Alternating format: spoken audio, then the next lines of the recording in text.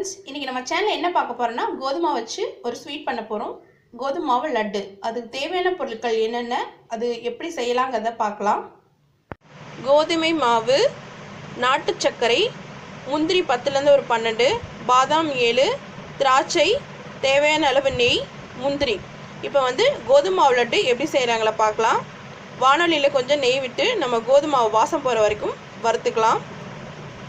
அடுப்பில் ஒரு வானொலி வச்சுட்டு கொஞ்சம் நெய் ஊற்றிட்டு கோதுமை போட்டு அடுப்பை சிம்மில் வச்சு ஒரு 5 நிமிஷம் பச்சை வாசனை போகிற வரைக்கும் வறுக்கலாம்.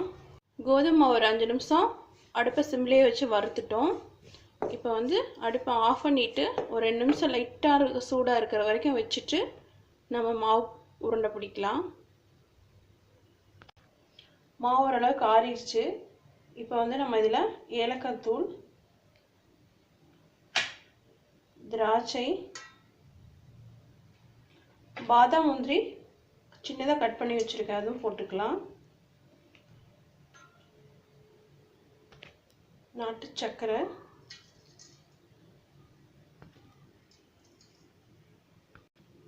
சர்க்கரை போட்டு லைட்டாக கிளறிடலாம்.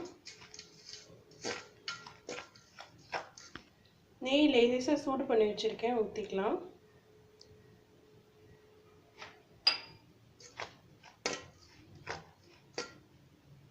இப்போ நம்ம கையில் நல்லா பிணைஞ்சு விட்டு உருண்டை பிடிக்கலாம். நம்ம சர்க்கரை போட்டும் பண்ணலாம். நார்மலாக வெள்ளை சர்க்கரை இருக்கும் இல்லையா, அது கூட நீங்கள் போட்டு பண்ணலாம். நாட்டு சர்க்கரை போட்டு பண்ணுறப்ப ரொம்ப டேஸ்ட் அதிகமாக இருக்கும், அதனால தான் நான் இது போட்டிருக்கேன். நீங்கள் இதில் பேரிச்சம்பழம் கூட குட்டி குட்டியாக கட் பண்ணி போட்டுக்கலாம். எல்லா ட்ரை ஃப்ரூட்ஸும் போட்டுக்கலாம். கொஞ்சமாக நெய் விட்டு பால் ஊற்றி கூட பிணைச்சிக்கலாம். ஆனால் அது ஒரு 2 நாள் தான் தாங்கும் பால் ஊற்றி பிணைஞ்சா. நெய் ஊற்றி பிணைஞ்சிங்கன்னா 1 வாரம் 10 நாள் கூட நம்ம வெளியிலேயே வச்சுக்கலாம். ரொம்ப நல்லாயிருக்கும் கோதுமை மாவு லட்டு. நம்மளோட கோதுமை மாவு லட்டு தயார். இது மாதிரி இருக்க எல்லா மாவையும் நம்ம பிடிச்சிக்கலாம். நம்மளோட கோதுமை மாவு ட்ரை ஃப்ரூட்ஸ் லட்டு ரெடி ஆயிடுச்சு. எல்லாரும் கண்டிப்பாக வீட்டில் செஞ்சு பாருங்கள். லைக் பண்ணுங்கள், ஷேர் பண்ணுங்கள், சப்ஸ்கிரைப் பண்ணுங்கள், கமெண்ட் பண்ணுங்கள். Thank you friends.